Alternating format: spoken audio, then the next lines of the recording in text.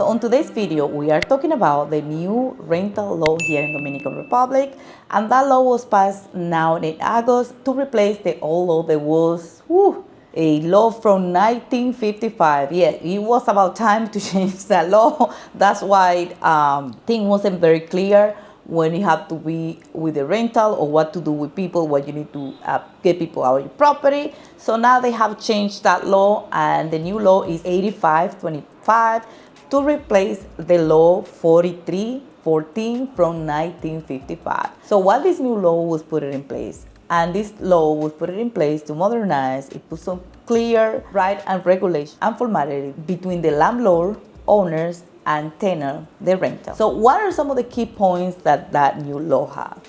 And one of the key points it is, and this is for residential rentals. So for residential rentals, one of the key points it is the deposit. The deposit limit now it is 2 deposit.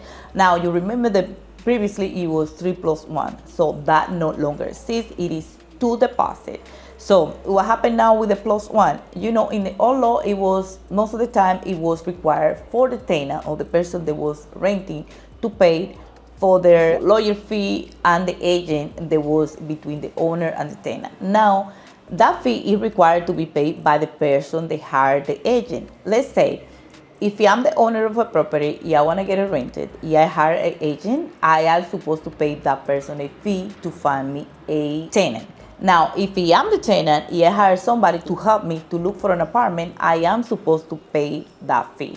So now it is just 2 deposits required. If whoever hired the agent, it is to pay for that fee. So that is very good and important, because before it used to be some people do 2 plus 1, some other people do other agreements. So before it was all over the place and people was doing whatever they want to do. So in that aspect, it puts some clarity in that aspect. So another key point is the increases, and now the rent is not supposed to increase no more than 10% every year. So that is the limit top, or whatever it is agreed between the landlord and the tenant, but it cannot be more than 10%. And another important thing they said about that, it is, let's say we have a year contract, and my contract ended up now in December, but my landlord didn't increase the rent, and now in February he want to come back and increase the rent. And no, the law says that he have to wait until the next year. If it's renew by himself, he have to wait until the new year comes along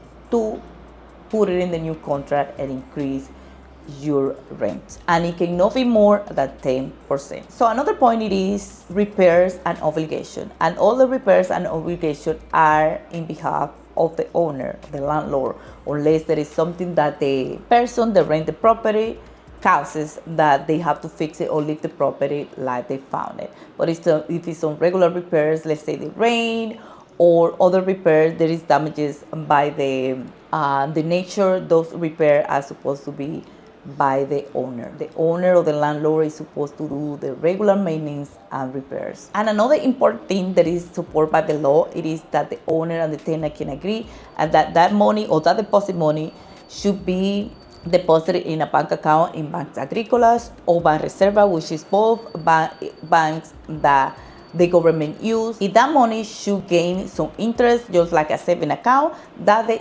tenant should receive back with the deposit at the end of the contract. So if you are interested in that, you should get that in an agreement with your landlord. That way that money be deposited in a bank account, whether in Bank Agrícolas or Banreservas. So what is the process? The process is that you should notify the tenant that you are going to start the eviction process if they don't pay.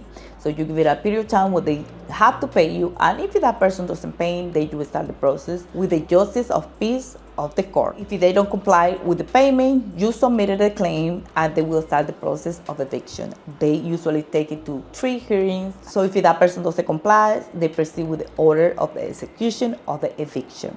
So they have up to 3 hearings, and if the process already started, even if the tenant try to pay late or want to pay late after that, the process cannot be stopped. So the process is gonna continue to get that person out of your property. Also, if your property needs some repair or is not as it was given to the tenant, you can put your claim in the same order. That way the tenant can be requested to make those repairs. And all that I mentioned is for residential rentals. Now, for commercial and non-profit, all the type that are not residential, it is not fixed. It's still room for negotiation between the landlord and the rental as how should be the deposit and all the type of agreements. So what is the difference between the old and the new law? So now it is some practice and process in place for you to be able to rent, that nobody's gonna be doing 2+1, 3+1, just 2 or whatever. Now it's something set to rent, you know what you need to have.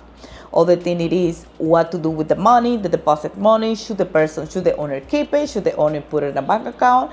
And for everybody's security, it should be put it in a bank account. That way, that also that money gonna gain some interest. That is gonna be belong to the tenant. And another key point is the eviction process. I know this process is very good for owners when you have somebody that have 2, 3 months, 4 months, 5 months without paying, that you don't know what to do. You have to get a friend to get it out, to talk to the person, see if they pay you, if they not. But now it is a process in place that you can follow and you can report it, and they will put an order in place to get that person out of your property. So it's better late than never. So I know that law took a very long time to be in place, but at least things are changing and changing for the good. So this is all what I have for right now. Thank you for watching this video. Don't forget to like, comment, and subscribe, and also share. And I will see you in my next one. Bye.